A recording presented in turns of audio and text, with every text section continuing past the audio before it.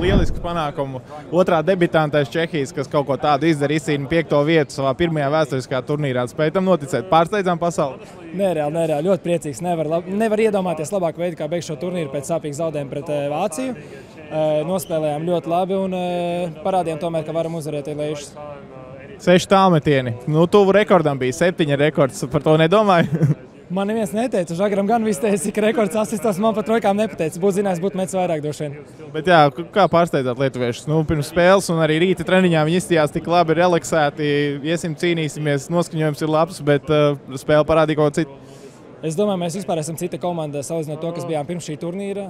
Spēlējām savu spēli, mēģinām dabūt ļoti labu ritmu, spēlēt agresīvu aizsardzībā, un tas mums sanāca.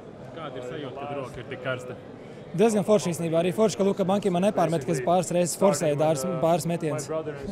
450 miljonu apmēram reģistrētu spēlētāju pasaulē. Mums ir 1,8. Spēj noticēt, ka kādreiz pasaules kausā skatoties iepriekšējos, tu būsi tur un cīnīsies par top 5.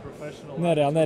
Mēs ar Žagaru un ar mani brāli Rodionu visu laiku par šo runājām, kad mēs tik gari ceļu izgājām kopā un atrasties šeit šobrīd. Tas ir kaut kas nereāls.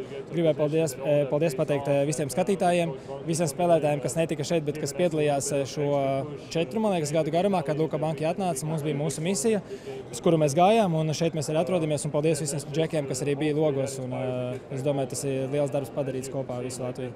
Liels, ka ceļa kāja arī uz jauno klubu sezonu. Lūdzu? Liels, ka ceļa kāja uz jauno klubu sezonu šis pasaules kausa, vai ne? Noteikti, jā, baigi forši noslēguma spēle, iekars rosni un cerams, ka arī turpinās sezonā. Klausies 8 spēles tik īsā laika posmā.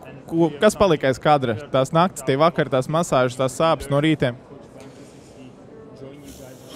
Es domāju, visgrūtāk bija tas nepiņš, kas bija 4, kad spēlēja 4. Mēs pa lielam ēdam brokastis 8, ejam uz šūtera un ēdam pusdienas 11 un jāiet mēģināt kaut kā gulēt. Tas bija baigi grūti īstenībā. Tas vienīgais, ko es atceros, jo tas dienas tik vienāds ir, kad īsti nepamani, ka pagāja 8 dienas jau. Tagad paspēs atpūsties līdz sezonai?